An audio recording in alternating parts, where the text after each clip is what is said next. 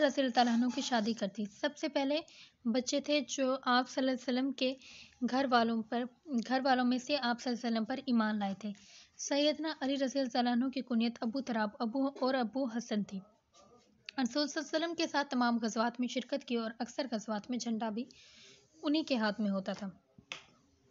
آپ صلی اللہ علیہ وسلم نے ان کو غزوہ تبوک میں جانے کے لیے روکنے کے لیے ارشاد فرمایا، کیا تم اس بات سے خوش نہیں ہوتے کہ تم میرے لیے ایسے بن جاؤ جیسے ہارون علیہ السلام موسیٰ علیہ السلام کے لیے تھے؟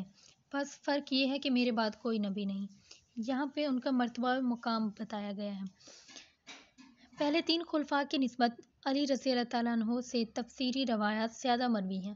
چنانچہ علامہ ابو طفیل رحمۃ اللہ علیہ کہتے ہیں کہ علی رضی اللہ تعالیٰ عنہ اپنے خطبے میں یوں فرمایا کہ لوگوں، مجھ سے کتاب اللہ کے بارے میں سوالات کیا کرو، کیونکہ قسم خدا کی قرآن کریم کی کوئی آیت ایسی نہیں جس کے بارے میں مجھے معلوم نہ ہو کہ یہ آیت رات کو نازل ہوئی یا دن میں، میدان میں اتری یا پہاڑ میں۔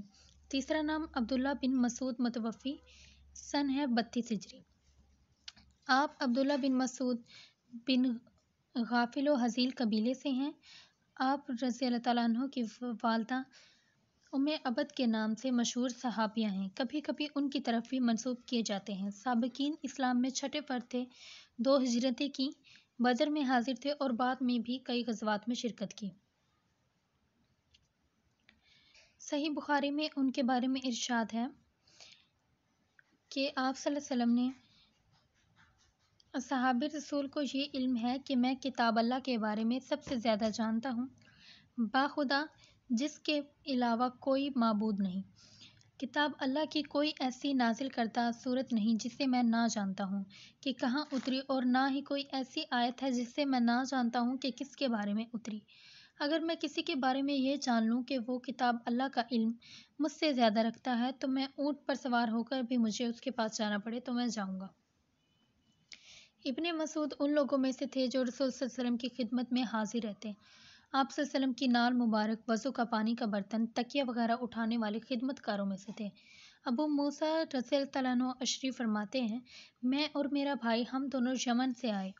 تھوڑی دیر ہم مسجد میں ٹھہرے، ہم نے دیکھا جس طرح ابن مسعود رضی اللہ تعالیٰ عنہ اور ان کی والدہ بیت رسول صلی اللہ علیہ وسلم میں آ جا رہے تھے، ہمیں تو یوں محسوس ہوا کہ ابن مسعود اہل بیت میں سے ہیں۔ ان کی بھی کئی روایات تفسیر میں منقول ہیں، بلکہ علی رضی اللہ تعالیٰ عنہ کے مقابلے میں زیادہ ہیں۔ چوتھا نام ابی بن کعب رضی اللہ تعالیٰ عنہ کا ہے، اور ابی بن کعب ان صحابہ میں سے ہیں جو تفسیر اور علم قرآت میں مشہور ہیں۔